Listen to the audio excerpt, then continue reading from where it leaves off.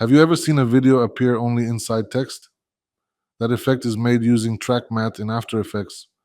In this quick video, I'll show you how Track Matte works and how to use it as a mask, where one layer controls what you see. First, let's create a new composition. I'll name it Main and leave the rest of the settings as default. Now press Ctrl+I and import the New York files from FreePic. If you want to follow along, you can find the download link in the video description. Once the files are imported, drag them into the timeline. If you don't see the Track Matte options, right-click here in the timeline, go to Columns and Enable Modes, or press F4.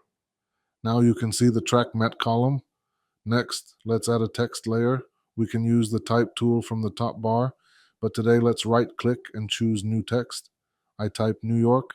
I double-click the text layer to highlight it, then choose the font. I'll use Poppins Bold. Bold fonts work better for this kind of effect because they give the video more visible space. I'll set the size to 350. Our anchor point is off, so we need to center it. To do that, I select the text layer and press Ctrl+Alt+Home to move the anchor point to the center of the layer. Then I press Ctrl+Home to move the text to the center of the composition. To use Track Matte, I'll first turn off the visibility of the text layer. Then, on the text layer, I go to the Track Matte drop-down and choose the New York video layer. Now the video appears only inside the text. This is the mask created using Track Matte. At this point, it's good to know that Track Matte has 4 options.